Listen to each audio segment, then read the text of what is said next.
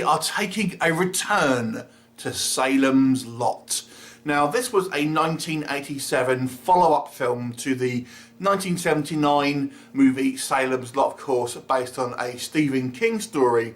Now, this one is directed by Larry Cohen and is not really anything to do with the first movie. It's really a kind of a separate vampire story. It's just set in Salem's Lot, but doesn't really have any kind of follow-on as much from the first film that I remember. No, Salem's Lot was a movie that I hadn't actually seen until I did the review a year or so ago on the actual channel, and I hadn't seen this one either.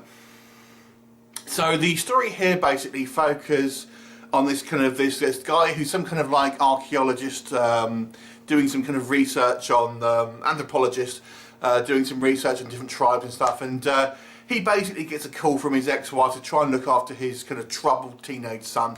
And they both go to Salem's Lot, where he's inherited a kind of an old dilapidated property from a kind of old friend of the family. So they go there, and as it turns out, the town seems very weird and kind of small.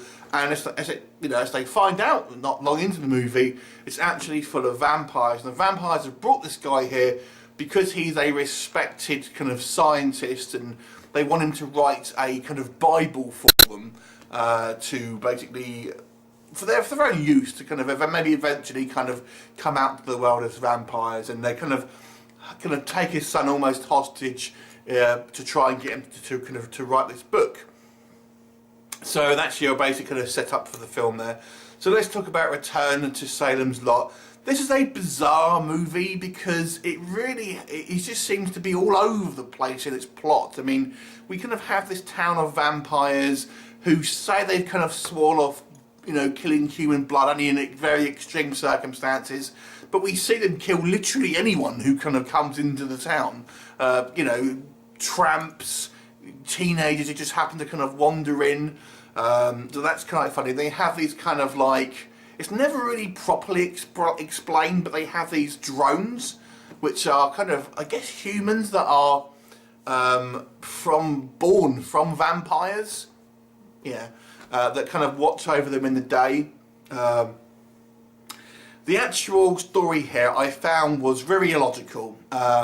The actual kind of relationship between the kind of the father and son, I thought was actually quite fun, and the guy who plays the son, I forget the actor's name, but he's only ever done this one role, and he's actually quite this foul-mouthed kind of like young boy, and he's actually quite good, I've got to say.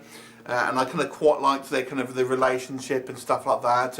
But it's just weird how he's kind of just kind of like very matter of fact about, oh yeah, these vampires and stuff. It doesn't seem at all surprised, neither does the son. They just kind of incorporate themselves, and then why not do this book? I mean, it's not that much of a a thing. You would have thought someone who was as a career, an anthropologist or an archaeologist or whatever he is, would be so interested in learning about the things, but he just wants to kind of go, but it doesn't really ever take the opportunity to go and leave.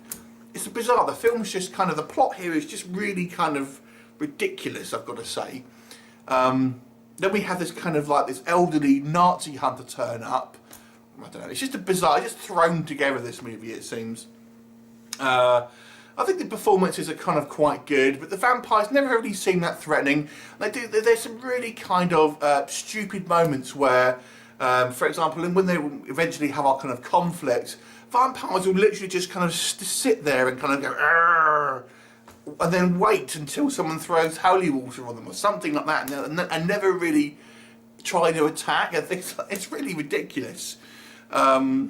Overall, it's a kind of weird film, and there's some odd special effects and stuff, and it doesn't really have anything to do. It doesn't have any of the kind of the menace of the original Salem's Lot. I mean, that was, obviously it's an older film, but it kind of is a creepy film. This one isn't at all. I feel like it really just a kind of quite a cash grab, to be quite honest with you. It's a bizarre film. It doesn't. It's obviously quite old now, but it really doesn't hold up. But even back then, I can imagine it being not a particularly fun film to watch. It just doesn't really do anything.